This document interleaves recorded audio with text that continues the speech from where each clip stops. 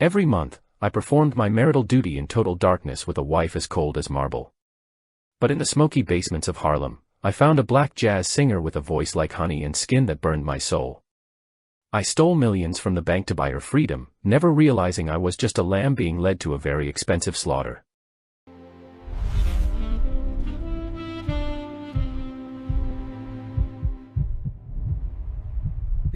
The morning light in our Fifth Avenue mansion never truly warmed the rooms, it merely illuminated the dust motes dancing over the polished mahogany. I sat at the head of the long table, my spine pressed against the rigid velvet of the chair, feeling the weight of 4 decades of expectation settling onto my shoulders. The scent of starch from the tablecloth rose to meet the metallic tang of the heavy silver spoons, creating an atmosphere so sterile it felt as though the very air had been bleached of all vitality. The grandfather clock in the hall ticked with a rhythmic, punishing cadence that reminded me of a heartbeat trapped inside a wooden cage. Across from me, Eleonora was a study in perfect, motionless grace, her presence as decorative and as cold as the marble bust in the foyer. She poured the Earl Grey with a hand that never wavered, the stream of liquid hitting the bone china with a rhythmic, clinical precision. Her skin was the color of a blanched almond, pale and translucent enough to reveal the faint, frozen blue of her veins beneath the surface. She did not look at me when she spoke of the upcoming charity gala, her voice carrying the dry, papery texture of a legal contract being read aloud to a room full of ghosts. My mind drifted back to the previous week, the designated night of our monthly encounter, which had unfolded in the customary, suffocating darkness of our master suite. It was a transaction of flesh performed without the indignity of a single sound, a duty fulfilled in the shadows where neither of us had to acknowledge the emptiness between us. I remembered the feeling of her cool skin against mine, as unresponsive as wet clay, and the way we both turned away the moment the obligation was met. In this house, desire was a vulgarity that had been scrubbed away by the relentless pursuit of social standing.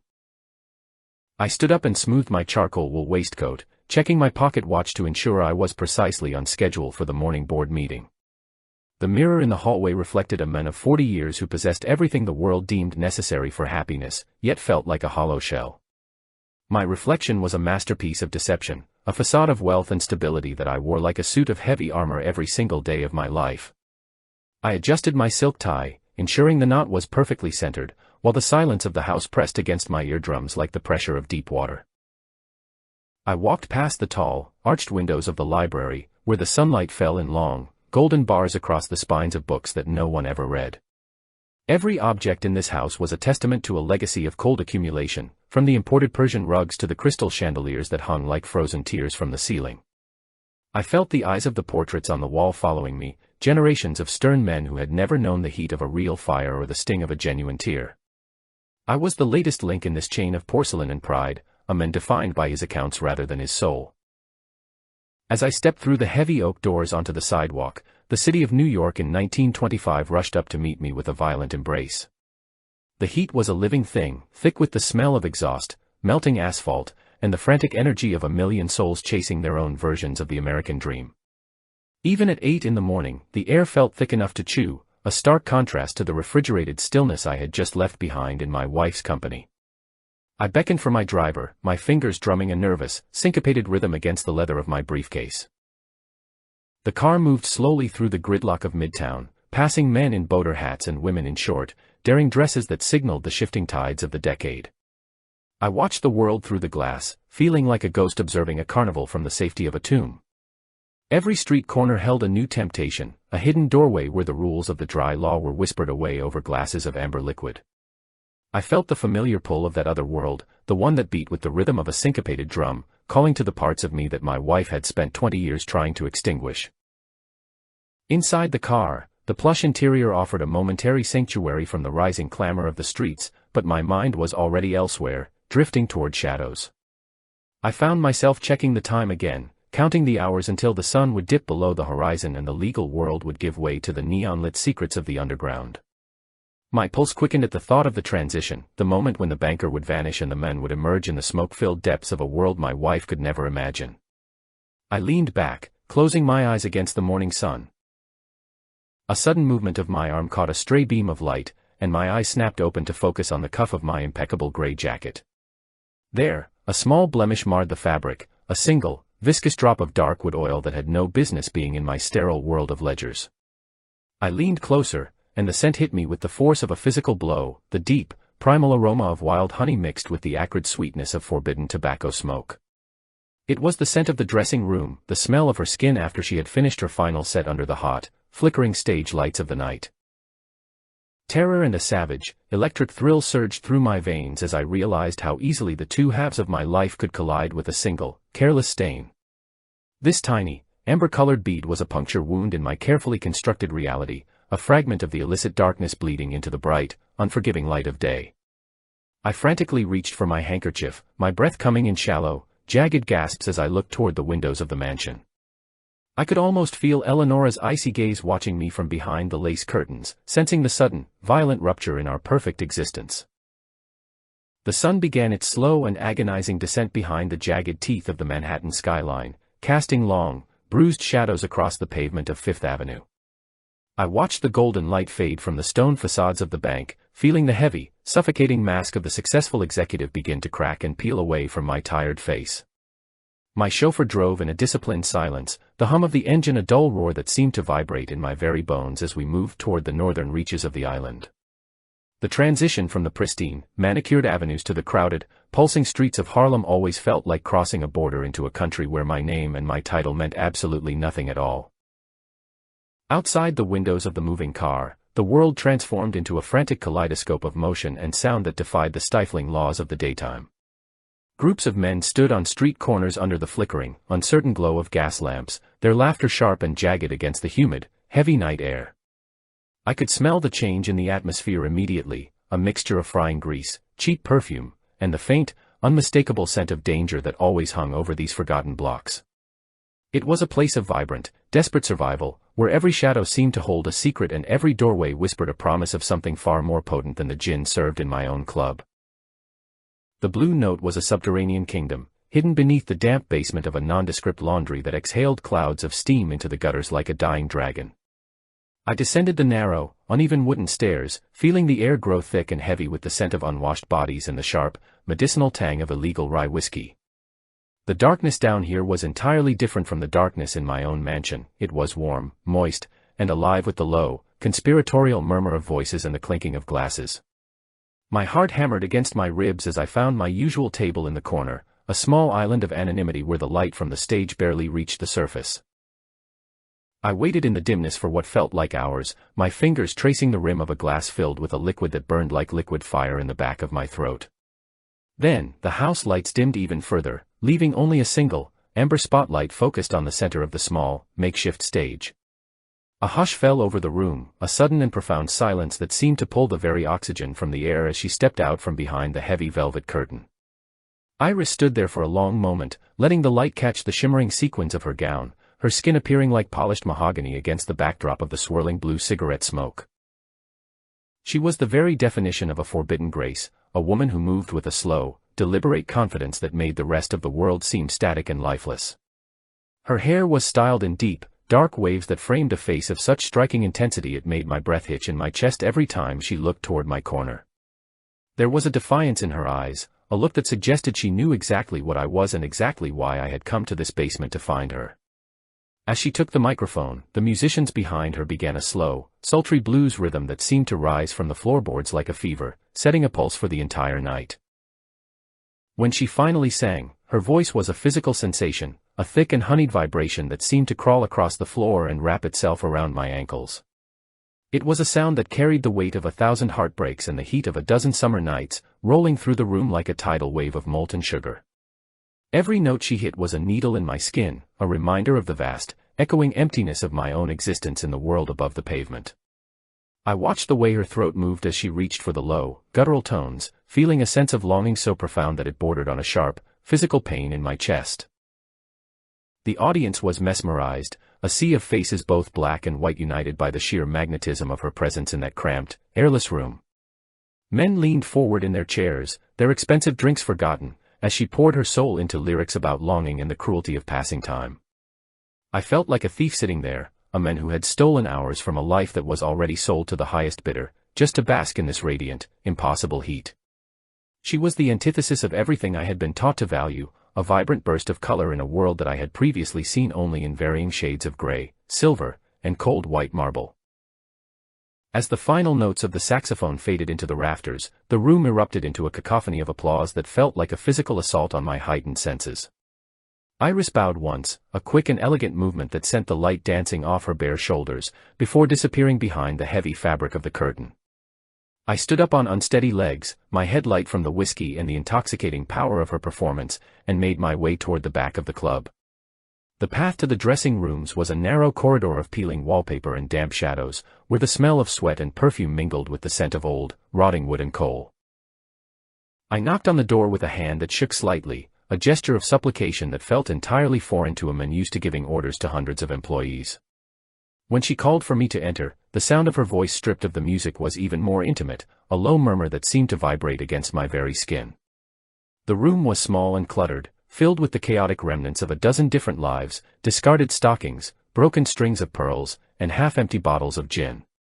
Iris sat before a cracked mirror, her reflection multiplied 100 times in the shards of glass, making her seem like a beautiful, fragmented goddess of the night. She did not turn around immediately, choosing instead to watch me through the mirror as I closed the door and leaned against the heavy frame. The air in the tiny space was thick with the scent of grease paint and the same dark wood oil that I had discovered on my sleeve earlier that morning. It was a heavy, sweet aroma that seemed to fill my lungs and cloud my judgment, making the world outside feel like a distant and unimportant dream.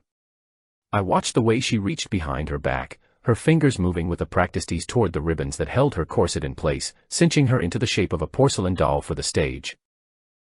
One by one, the laces gave way, and I saw the tension leave her body as the restrictive garment began to loosen its grip on her ribcage.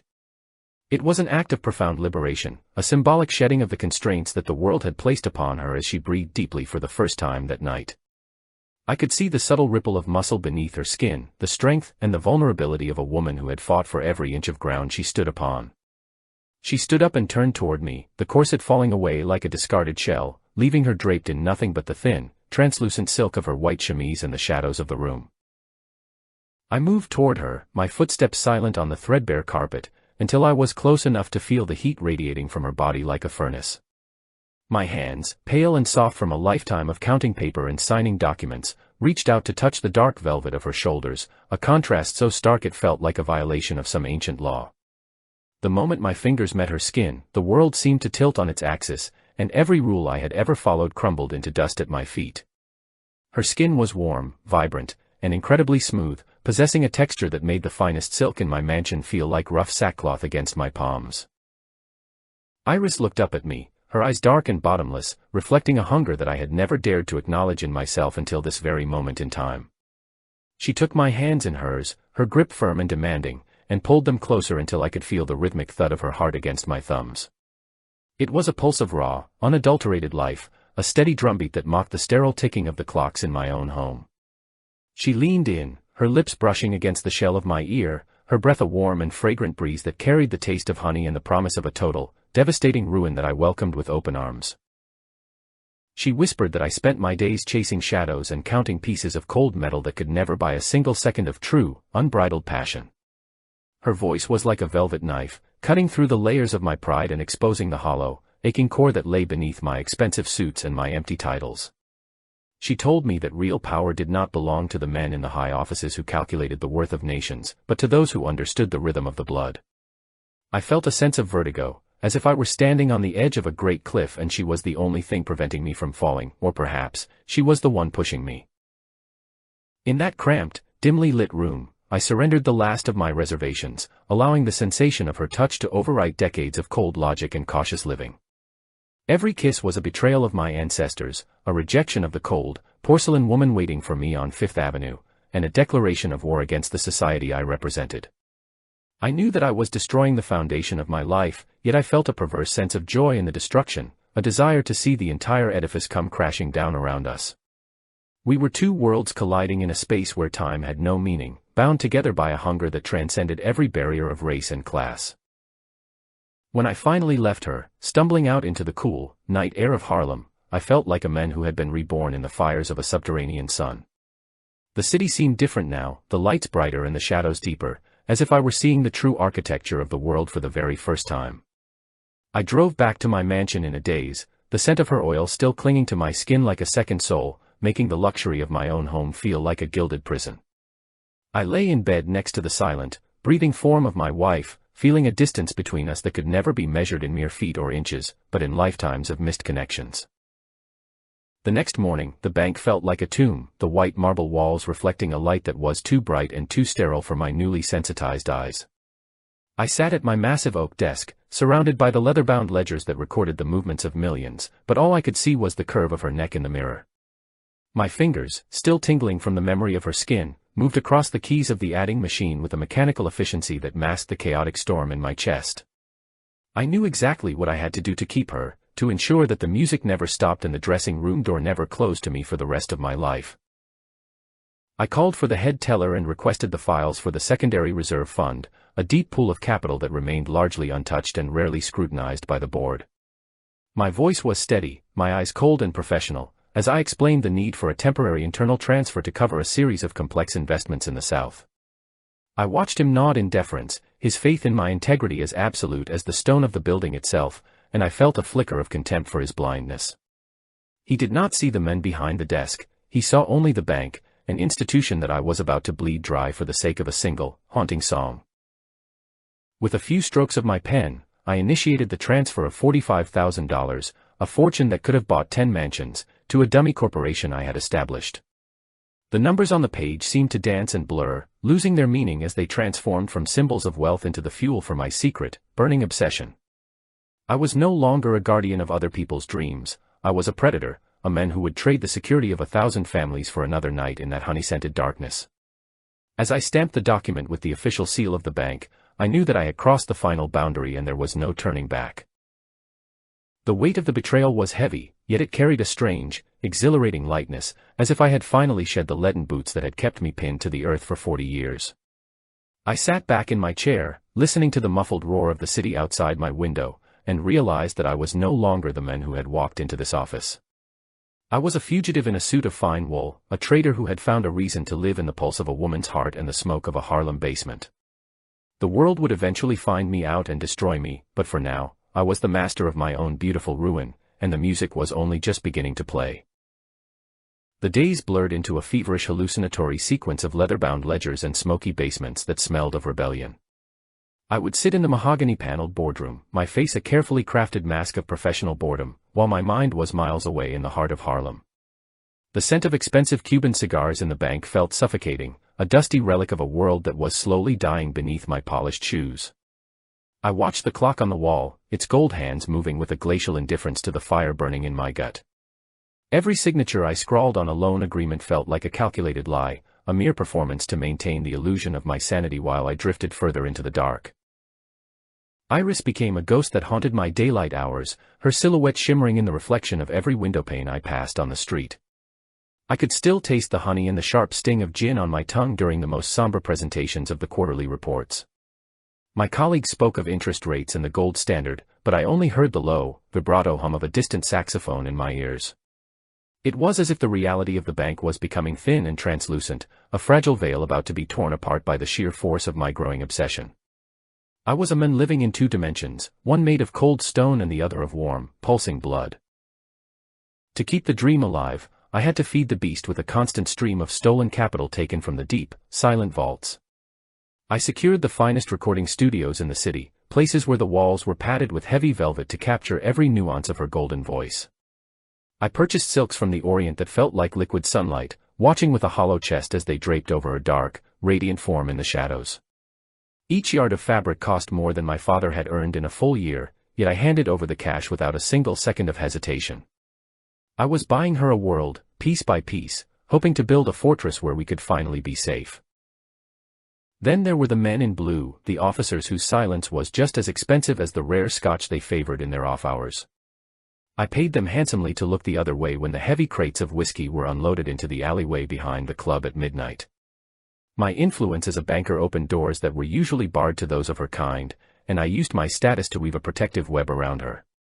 I was a puppet master pulling strings made of stolen money, ensuring that the music never stopped for even a single beat of the drum.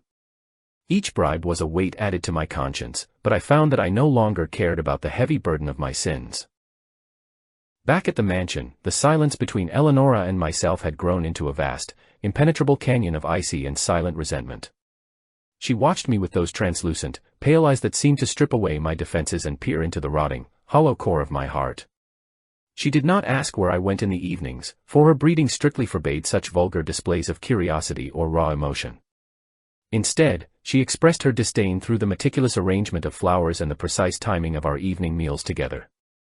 She was the architect of my domestic prison, a woman who flourished in the cold and the shadows of a dying aristocratic tradition.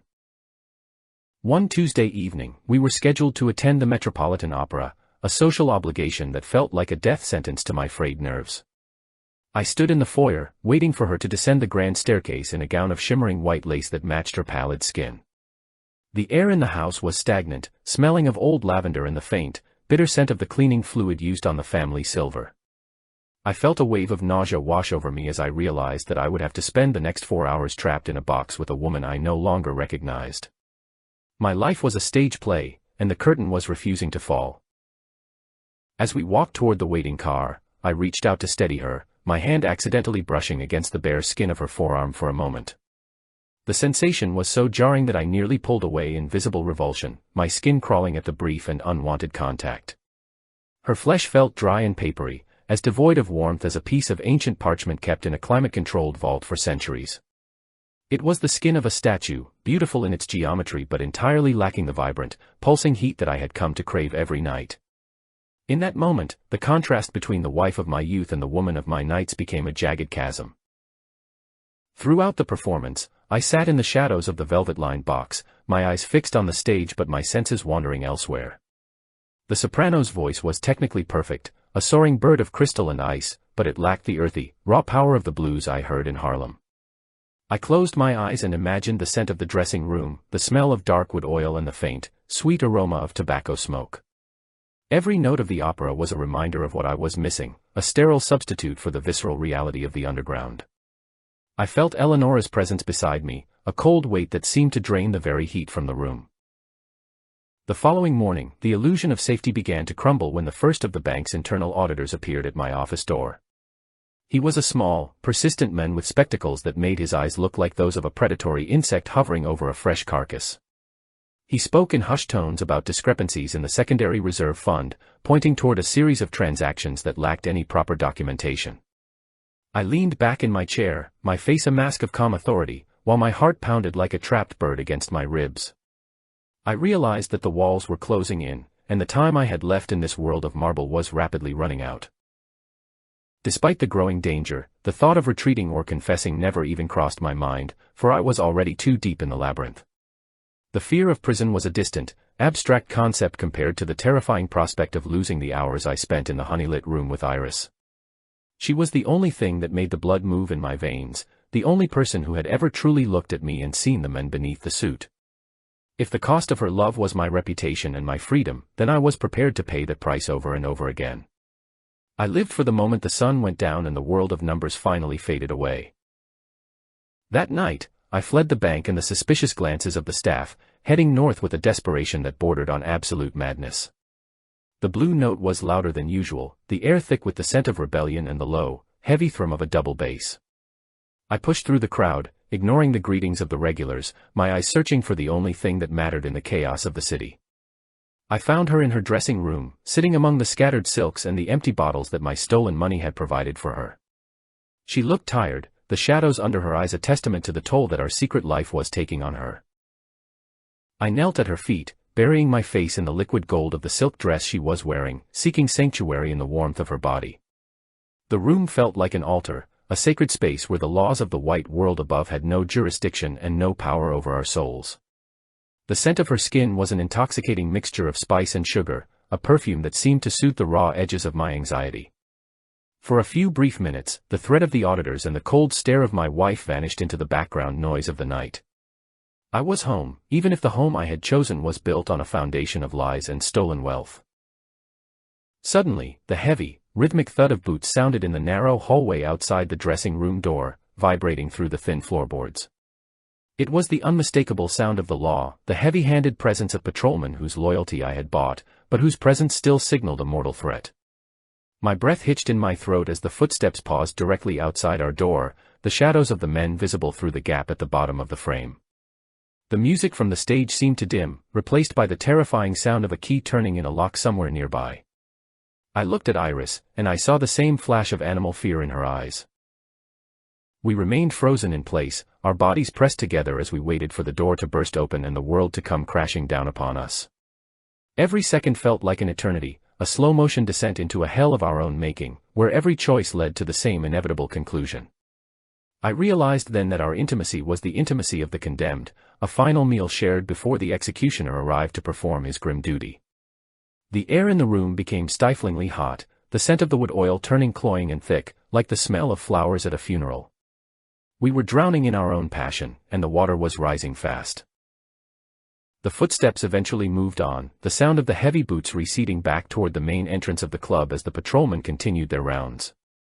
I felt the tension leave her body in a long, shuddering sigh that seemed to drain the very strength from her limbs as she leaned against me.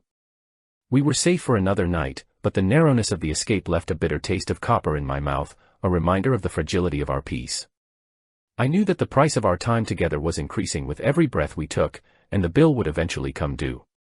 I held her tighter, as if I could protect her from the fate I had set in motion. As I left the club in the early hours of the morning, the realization of what I had become hit me with the force of a physical blow. Each breath I drew was a debt I could never repay, each moment of pleasure $1,000 drained from the lifeblood of the institution I had sworn to protect. I stood on the sidewalk of the sleeping city, the first light of dawn touching the tips of the skyscrapers like the fingers of a giant. I was a dead man walking, a ghost inhabitant of a world that would soon cast me out into the darkness. Yet, as I thought of her voice, I knew I would do it all again, no matter the cost. I walked back toward the waiting car, my heart a heavy, cold stone in my chest that pulsed with the fading rhythm of the blues. The scent of the night was already being replaced by the smell of morning smog and the sterile, clean scent of the upcoming workday. I adjusted my cuffs, making sure the gold links were visible, and prepared to step back into the role of the impeccable banker. The mask was heavier now, the cracks deeper and more visible, but I would wear it until the very end. For her, I would burn the entire world to ash, and I would do it with a smile on my face and her name on my lips. Every breath was a gamble, every glance a potential ruin, but the fire she had lit in me was too bright to be extinguished by common sense. I was a creature of the night now, merely pretending to belong to the light of the sun and the order of the law. As the car pulled away from the curb, I looked back at the entrance of the Blue Note one last time, seeing only a dark hole in the side of a building. It was a portal to a different life, one where I was truly alive, and I knew that I would return to it as long as the blood continued to flow through my veins. Each stolen hour was a victory over the gray world that tried to claim me. The whispers began as a faint, rhythmic hiss in the dark corners of the gentlemen's clubs, a low-frequency vibration that seemed to rattle the very foundations of my social standing. It started with a look from the doorman at the Knickerbocker, a lingering gaze that held a shadow of unearned familiarity I found deeply insulting yet terrifying. Then came the anonymous notes, slips of cheap, gray paper that smelled of sulfur and resentment, tucked into the pockets of my overcoat like poisonous little secrets. The city was a vast, interconnected web of gossip, and the strands were tightening around my throat with every passing hour of the humid summer afternoon. At home, the silence had transformed from a passive void into an active, aggressive force that seemed to push against the walls of the dining room. Eleonora sat across from me, her posture as rigid as a marble column, her eyes fixed on the front page of the Morning Chronicle with a terrifying intensity. I could see the way her lips tightened into a thin, bloodless line whenever the word scandal appeared in the society columns, even if it was not yet attached to our illustrious name. She did not speak, but the clink of her silver spoon against the delicate china sounded like a gunshot in the oppressive stillness of the breakfast hour. My obsession had long since bypassed the boundaries of mere infatuation, blooming into a dark and all-consuming religion where Iris was the only deity worth worshipping. I moved through the marble corridors of the bank like a man in a trance, seeing her face in the swirling patterns of the stone and hearing her voice in the hum of the air vents. The safety of the vault, once a symbol of my integrity and my power, had become nothing more than a private treasury for my goddess of the underground. I felt a savage joy in the act of emptying the drawers, a sense of holy desecration that made my previous life of honest toil seem utterly pathetic and hollow. Every dollar I siphoned from the reserve accounts felt like a drop of blood I was offering at her altar, a sacrifice necessary to keep the golden light of her presence from fading. I was no longer a man of finance, I was a servant of the rhythm, a vassal to the scent of wood oil and the sound of the blues. The risk of the auditors was a distant thunder on the horizon, a storm that I was certain I could outrun as long as she remained in my arms. I spent my days calculating the cost of a future that did not include the cold touch of Eleonora or the judging eyes of the board of directors in the world of stone. The hotel we chose for our secret meetings was a decaying monument to forgotten opulence, tucked away in a part of the city where the police were paid in thick envelopes of cash. It smelled of damp wallpaper, expensive French perfume, and the lingering sweat of 1,000 desperate lovers who had passed through its heavy brass doors. I had paid a small fortune to ensure that our presence would remain unrecorded and our privacy unviolated by the prying eyes of the tabloid press. Inside the room, the heavy velvet curtains were drawn tight against the afternoon sun, creating a sanctuary of artificial twilight where we could finally be real. Iris was waiting for me on the edge of the oversized bed, her silhouette a masterpiece of shadow and light that made my heart ache with a sudden, sharp intensity. She was wearing a robe of deep purple silk that seemed to absorb the dim light, its texture as smooth as the promises we whispered to each other in the dark. As I sat beside her, the familiar scent of wild honey and forbidden tobacco smoke enveloped me, pulling me deeper into the intoxicating trance of her presence. I felt the heat of her skin radiating through the thin fabric, a silent invitation that promised a temporary reprieve from the crushing weight of my reality. We sat in silence for a long time, the only sound being the distant, muffled honking of cars on the street below and the rhythmic ticking of a clock on the nightstand. She reached out and traced the line of my jaw with a single, dark finger, a touch that sent a jolt of electricity through my weary frame. There was a new gravity in her expression, a solemnity that made me realize the time for games and subtle hints had finally come to an end. She began to speak of a dream, a vision of a place far across the Atlantic where the rules of our society carried no weight and our love would not be a crime. She spoke of Paris, a city of light and liberty where the color of one's skin was not a barrier to the appreciation of genius or the pursuit of true happiness. I could see the flicker of hope in her eyes as she described the clubs on the left bank and the way the air in France supposedly tasted like freedom and old wine. She wanted to escape the suffocating bigotry of New York, to take her voice and her beauty to a stage where she would be treated as a queen rather than a curiosity. It was a beautiful, seductive vision that she wove around us like a web of shimmering, golden silk in the dying light. To make this dream a reality, she told me, would require a final, massive investment, a sum of money that would allow us to disappear forever and start anew in the old world. She spoke of the costs of travel, the price of a respectable house in the suburbs of the French capital, and the capital needed to establish her own venue. My mind raced through the ledgers and the accounts I had already pillaged, realizing that what she was asking for would require me to empty the very last of the bank's hidden reserves. It was a staggering figure, a number that would ensure my permanent ruin if I were ever caught. I looked into her eyes, seeing only the reflection of my own desperate need to be the man who could give her everything she had ever desired. I felt a surge of pride, a sense of being the hero in a tragic opera, the one person capable of shattering the chains that held her captive in this hateful city. I took her hands in mine, feeling the strength and the warmth of them, and I promised her that the money would be ready within 48 hours. I told her that I would risk my life, my honor, and my soul to ensure that she never had to sing in a basement ever again for the amusement of strangers. In that moment, I was blinded by the intensity of my own devotion, seeing only the radiant future she had painted for us in the shifting shadows of the hotel room. I did not see the subtle, predatory shift in her gaze, a fleeting moment where her eyes became as hard and as calculating as a diamond in the dark. It was a look I had seen 1,000 times in the eyes of the most ruthless speculators on Wall Street, a cold appraisal of an asset that had just reached its maximum value. But I was a man starving for affection, and I mistook her professional focus for the intensity of a lover's shared commitment. She leaned forward and pressed her body against mine, the weight of her presence a physical force that seemed to push the very air out of my lungs in a rush of heat. Her lips found the hollow of my throat, her breath a warm and fragrant breeze that carried the scent of something ancient and undeniably powerful. I felt the world outside the heavy hotel door dissolve into a meaningless static, a distant hum of a life that no longer had any claim on my heart. I was drowning in the sensation of her, a willing victim of a tidal wave that promised to wash away every sin I had ever committed in the name of the bank. This was the peak of my existence, the summit of a mountain I had been climbing through the dark for 4 long and empty decades of respectable living. I felt a sense of divine rightness, a conviction that the theft of the money was not a crime but a necessary act of cosmic justice for the years of passion I had denied myself. We stayed in that embrace for what felt like an eternity, the shadows growing longer and deeper as the sun finally surrendered to the inevitable coming of the night.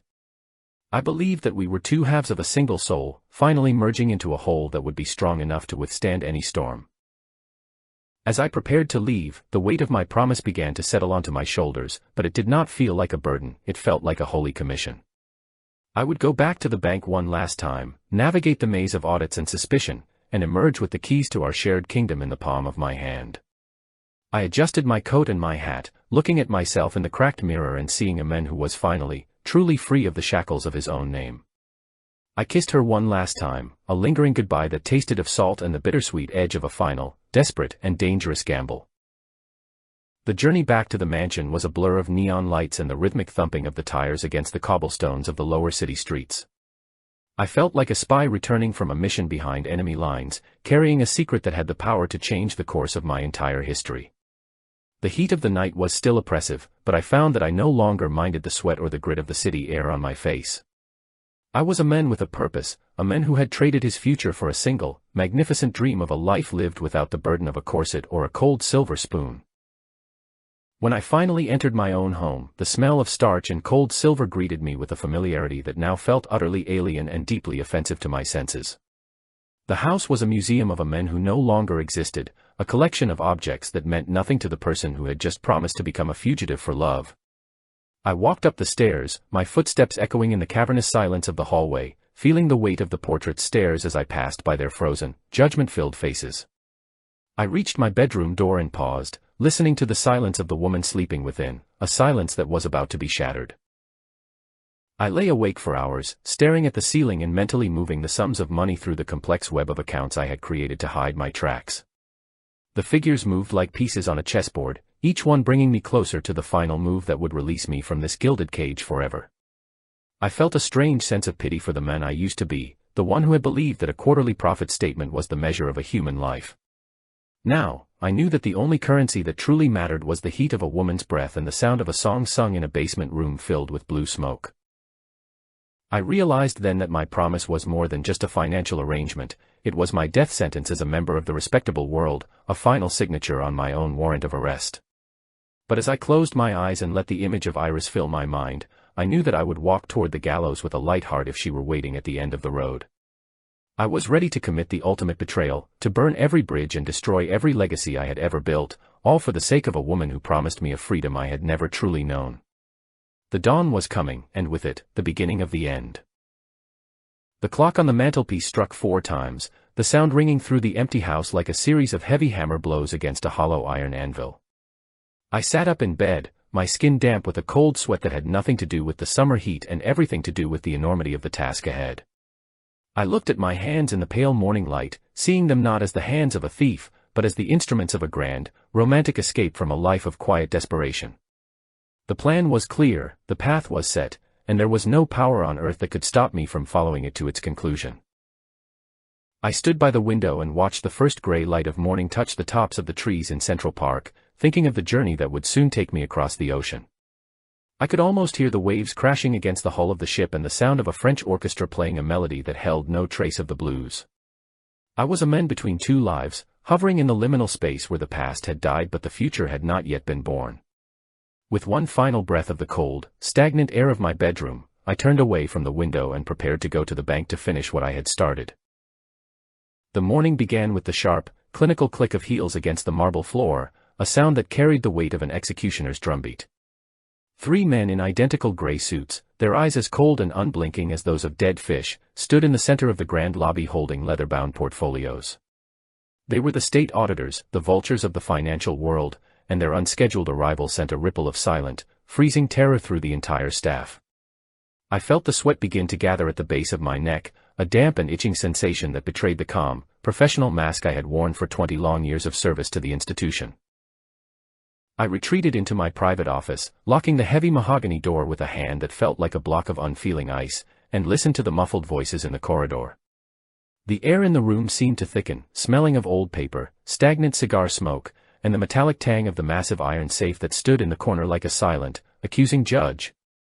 I knew that within 2 or 3 hours, the discrepancies in the secondary reserve fund would be laid bare, and the delicate web of lies I had woven would be torn to shreds.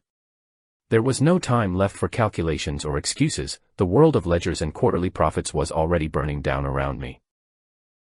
I moved toward the safe, my breath coming in shallow, jagged gasps that rattled in my chest like dry leaves caught in a winter wind. The combination tumblers felt sluggish and heavy, resisting my touch as if the very metal were disgusted by the betrayal I was about to complete in the name of a forbidden love. When the heavy door finally swung open, the scent of fresh ink and crisp, new bills hit me with the force of a physical blow, a fragrance that had once meant security but now meant only flight. My fingers fumbled with the stacks of $100 notes, their edges sharp enough to draw blood as I began to shove them into the cavernous depths of my leather valise. The physical act of theft felt strangely hollow, as if the money had already lost its power to command respect or provide comfort in the face of the encroaching darkness. I stuffed the remaining bundles of cash into the bag, not bothering to count them, my only focus being the weight of the leather handle and the frantic rhythm of my heart. I caught a glimpse of myself in the silver mirror on the wall and saw a stranger, a man with haunted eyes and a frantic, desperate expression that belonged in a police lineup. I was no longer Arthur the banker, I was a common thief, a fugitive from the very order that had sustained my family for 3 full generations. I slipped out through the service entrance, the heavy summer heat hitting me like a wet wool blanket and making the heavy valise feel like it was filled with lead weights. The city of New York in 1925 was a chaotic, thrumming beast that didn't care for the ruin of one man in a tailored suit, its noise a constant and indifferent roar. I hailed a cab, my voice cracking as I gave the driver an address in Harlem that he regarded with a look of cynical, streetwise suspicion. As we lurched into the heavy mid-morning traffic, I kept my hand on the bag, feeling every bump in the road as a potential threat to the fragile plan I had constructed. The transition from the financial district to the upper reaches of the island was a blur of gray stone and vibrant, multicolored life that I barely registered in my state of panic. I looked out the window and saw a world that was already moving on without me, a sea of faces that knew nothing of the stolen fortunes or the secret songs sung in basements. My mind was already at the train station, imagining the moment Iris would step onto the platform, her dark skin glowing against the soot-covered bricks of the terminal. We would board the evening express to the coast, and from there, the Atlantic would wash away the stench of the bank and the cold silence of my Fifth Avenue mansion. When the taxi finally pulled up in front of the Blue Note, the silence that greeted me was more terrifying than any siren or shout of accusation from the authorities. The street was unusually empty, the air heavy with the smell of exhaust and the faint, bitter scent of charred wood that made the hair on my arms stand on end. The heavy oak doors of the club, usually guarded by men who knew my name and my bank account, stood ajar, one of them hanging precariously from a single, twisted hinge. I stepped inside, my shoes crunching on broken glass, and felt the familiar scent of wood oil and wild honey turning sour in the stagnant, airless darkness of the entryway. The interior of the club had been transformed into a wasteland of shattered dreams and splintered wood, as if a violent storm had been trapped within the 4 walls. The tables were overturned, their legs pointing toward the ceiling like the limbs of dead animals, and the heavy velvet curtains had been torn down and trampled into the dirt. I saw the empty stage where she had once reigned as a queen, now nothing more than a platform for shadows and the dust that danced in the single shaft of sunlight from the doorway. The scent of spilled whiskey was overwhelming, a sharp and medicinal stench that mixed with the copper tang of fear rising in the back of my throat. I moved toward the back of the room, my eyes searching for any sign of her presence in the wreckage of the world I had tried to build with stolen money. In the center of the dance floor, I found a pile of discarded records, their black surfaces cracked and dull under the layer of white plaster dust from the ceiling. I knelt down and picked up a fragment of a disc, seeing the gold label that bore her name and the title of the first song I had ever paid to have recorded. It was her voice, frozen in wax and then shattered by a boot, a metaphor for our entire existence that hit me with a wave of profound and sickening grief. I rushed to her dressing room, the door having been kicked in with such force that the frame was splintered into 1,000 jagged needles of pale, unfinished wood. The room was empty of her scent, the mirrors smashed into silver shards that reflected 1,000 distorted versions of my own frantic and crumbling face. Her silks were gone, her trunks were missing, and the only thing left behind was a single, white feather from her stage fan, caught in a spiderweb near the ceiling. I clutched the feather to my chest, feeling the fragility of it, and realized that the sanctuary I had paid for with my honor had been violated and destroyed in my absence. A sudden, cold realization washed over me, a feeling that I was being watched by unseen eyes from the dark corners of the ruined club where the shadows lived. I realized that the raid on the Blue Note was not a random act of enforcement, but a targeted strike aimed at the heart of the life I had tried to steal for myself. I ran back to the street, the heavy valise banging against my knees, and told the driver to head toward my mansion on Fifth Avenue with a desperation that bordered on madness. If she wasn't at the club, she had to be waiting for me in the garden, hidden in the shadows of the stone walls where we had once whispered of Paris. The drive back downtown felt like a descent into a nightmare where the streets were shifting and the traffic was a deliberate barrier designed to keep me from my destination. I looked at the pedestrians and wondered which of them were spies, which of them had been paid by my wife or the bank to follow the trail of the fallen banker. Every siren I heard in the distance sounded like a personal summons, a howling reminder that the law was closing the distance between my crimes and my eventual punishment. The heat of the afternoon was reaching its peak, making the interior of the cab feel like a furnace where my hope was being burned into ash. As we turned onto Fifth Avenue, I saw the black and white police cars parked at irregular angles in front of my home, their lights flashing in a silent and rhythmic warning. My heart skipped a beat, then began to thrum with a heavy, sickening thud that echoed the sound of the auditor's heels on the marble floor of the bank. I told the driver to stop a block away, my fingers trembling so much I could barely pull the bills from my pocket to pay the fare for the final journey of my life. I stepped onto the sidewalk, the weight of the valise feeling like an anchor that was dragging me down into the cold, unforgiving depths of the city. I approached the mansion on foot, staying close to the iron railings of the park across the street, watching the scene unfold like a play where the ending had already been written. The front door was wide open, an unusual and jarring sight for a house where every entrance was guarded by layers of social protocol and silent, obedient servants. I saw several men in uniforms carrying boxes of files from my study, their movements efficient and devoid of any respect for the privacy of the men who had built this life of stone. The air was filled with the smell of gasoline and the faint, bitter scent of the dry lavender that Eleonora used to scent the linens. Then I saw her, standing on the top step of the porch, silhouetted against the dark interior of the foyer like a vengeful angel carved from a block of white Carrara marble. Eleonora looked more majestic and composed than I had ever seen her in 20 years of marriage, her posture perfect and her expression one of utter, crystalline triumph.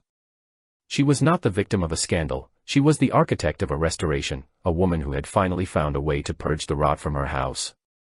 In her hands, she held a bundle of letters tied with a familiar silk ribbon, and the heavy, leather-bound debt book that I had kept hidden in my office. She looked toward me, her gaze finding me across the street with the precision of a hawk, and I felt the last of my strength drain away into the hot, unforgiving pavement. She did not shout or call for the police, she simply raised the letters in a slow, deliberate gesture, showing me the evidence of my betrayal before the entire world.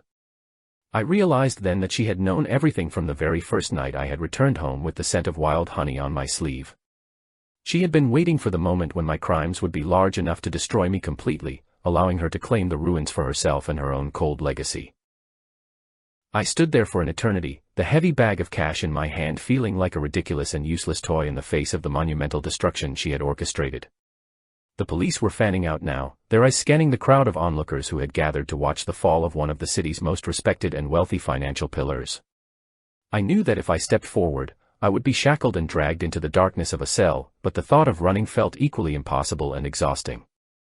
I was a man caught in a circle that had finally closed, a trap made of my own desires and the cold, calculating intelligence of the woman I had married. I turned away from the mansion, clutching the white feather and the heavy bag of useless cash as I disappeared into the thick, humid shadows of the park across the street. The memory of Iris's copper-toned voice was the only currency I had left, a treasure that no state auditor could ever find and no cold wife could ever reclaim from my chest. I chose to believe she was safe, perhaps already looking out over the dark Atlantic toward a future that had no room for fallen men like me. I would walk until the sirens caught me, a ghost of the jazz age haunted by a song that would never be finished and a debt that could never be paid in full. The air in the cell was a thick, stagnant soup of limestone dust, old sweat, and the sharp, chemical tang of lye used to scrub the concrete floors. I sat on the edge of the iron cot, feeling the rough, abrasive texture of the prison wool against my skin, a cruel contrast to the Egyptian cotton shirts I had worn for 40 years. The silence here was not the peaceful stillness of the mansion, it was a heavy, suffocating weight that carried the echoes of 1,000 desperate men who had breathed this same gray air before me. Outside the small, barred window, the city of New York continued its frantic dance in 1925, but for me, time had slowed to a torturous, rhythmic crawl. The trial itself was a blur of flashing bulbs and the sharp, rhythmic rapping of the judge's gavel, a sound that felt like it was hammering nails into the coffin of my former life. I stood in the mahogany-paneled courtroom, my hands shackled, while the prosecutors painted a portrait of a moral pillar who had crumbled into a heap of avarice and lust. The gallery was packed with the very people who had once toasted my success at gala dinners, their faces now twisted into masks of performative outrage and secret, ghoulish delight at my spectacular fall from grace. I could smell the heavy, expensive perfumes of the society ladies who had come to witness the execution of my reputation.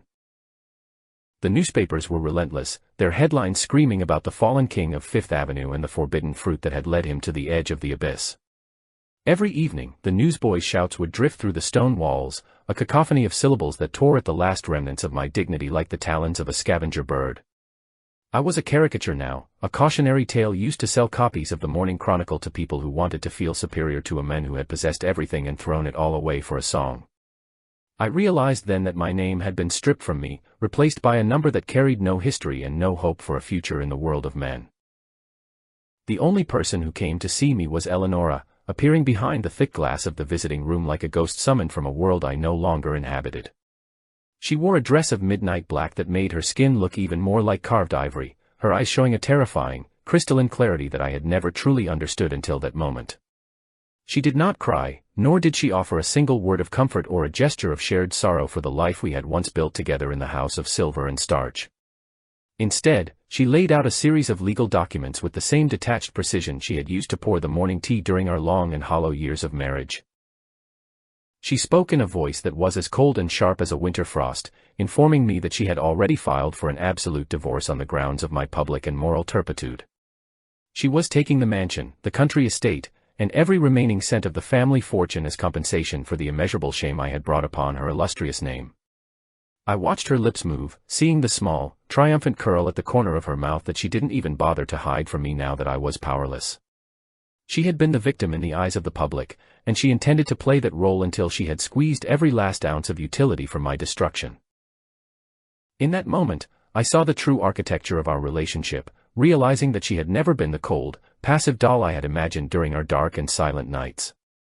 She was a master of the long game, a woman who had calculated the cost of my infatuation and waited for the perfect moment to execute her own grand strategy for total independence. She looked at me one last time with a look of profound, icy contempt before standing up and walking away without ever looking back at the men she had called husband. I was left alone with the smell of her lavender perfume, which now felt like the scent of a funeral wreath laid over the cold corpse of my entire existence. The night before the final sentencing was the longest of my life, the shadows in my cell stretching out like the fingers of a giant trying to pull me into the earth. I lay awake, listening to the rhythmic dripping of a leaky pipe in the corridor and the distant, muffled sound of a guard's heavy boots against the stone. My mind was still filled with the image of Iris, her dark skin and the honeyed vibration of her voice being the only things that kept me from the edge of absolute madness. I clung to the hope that my sacrifice had at least saved her, that she was somewhere safe, far away from the wreckage and the ruin of our shared and secret world. Early the next morning, as the first gray light began to filter through the iron bars, a guard I had never seen before stopped in front of my door with a look of cruel amusement. He didn't say a word, merely reached into his pocket and threw a folded copy of the New York Times through the slot, the paper landing on the dirty floor with a soft, final thud. I hesitated for a long time, my fingers trembling as I reached for the newsprint, fearing what new horrors the world had prepared for my final hours of freedom. The smell of the fresh ink was sharp and acrid, a scent that had always meant the start of a productive day at the bank but now felt like a warning. I unfolded the paper and my heart stopped in my chest, the air in the cell suddenly becoming as thin and cold as the vacuum of space itself. On the front page was a massive, high-contrast photograph of a luxury liner, its hull gleaming as it prepared to set sail for the docks of Southampton and the cities of Europe beyond.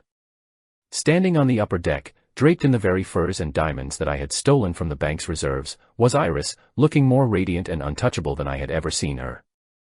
She was smiling at the camera, a look of pure, unadulterated joy on her face that I had never once managed to elicit during our brief time together. Beside her, his arm wrapped around her waist with an easy, possessive familiarity, stood a young, handsome man with skin as dark and smooth as hers, his eyes reflecting a fire. The caption identified him as her manager and her long-term partner, the man who had supposedly orchestrated her sudden and spectacular rise to international fame and fortune. I realized with the force of a physical blow that he was the person she had been sharing my money with from the very first night we had met in the smoke-filled basement. Every dollar I had siphoned from the bank had been a contribution to their shared future, a future that never had any room for a white banker. The article went on to detail her upcoming European tour, quoting her as she expressed her profound gratitude to a nameless, generous benefactor who had helped her overcome the barriers. She did not mention my name once, referring to me only as a patron of the arts who had recognized her talent and provided the necessary capital for her to reach her true potential. There was no mention of our nights in the dressing room, no hint of the promises made in the hotel, and no trace of the passion that I had believed was the center of her universe. I was merely a line item in her ledger, a source of credit that had finally been exhausted by her ambition. I felt a sense of vertigo so intense that I had to grip the edge of the iron cot to prevent myself from falling onto the cold, hard floor of my prison cell. The realization that I had been a tool, a simple instrument used by a woman who understood the predatory nature of the world far better than I ever had, was a bitter pill. I had risked everything, my name, my freedom, and my very soul, for a fantasy that she had carefully constructed to exploit my midlife desperation and my hunger for a forbidden warmth. I was the fool who had mistaken a calculated business transaction for a transcendent, life-changing romance in the dark of a Harlem night. The injustice of it all burned in my throat like the cheap, illegal rye whiskey I had consumed in the basement of the Blue Note on that first night of my undoing. I was the one who would rot in a cage for the next 20 years, my body wasting away while she danced in the ballrooms of Paris and London on the proceeds of my crimes. I saw the symmetry of the situation, the way two women from entirely different worlds had used me as a bridge to reach their own separate versions of liberty and power. Eleonora had her status and her wealth, and Iris had her career and her true love, while I had only the cold, unyielding stones of the law. I closed my eyes and leaned my head against the damp, weeping wall of the cell, trying to shut out the image of her smiling on the deck of that great ship. In the profound silence of the prison corridor, a sound began to manifest in the back of my mind, a low and distorted melody that seemed to mock the very core of my being. It was the sound of a saxophone, its notes bent and twisted into a series of jagged, mocking laughs that echoed through the empty and hollow chambers of my heart. The music I had loved was now a weapon used against me, a reminder of the rhythm of the blood that she had used to lure me to my ultimate and total destruction. I realized then that there was no justice in this city of steel and stone, only the cold, unyielding movement of those who were smart enough to use others. I had been a man of accounts who failed to account for the human heart's capacity for absolute and ruthless manipulation in the pursuit of a better life.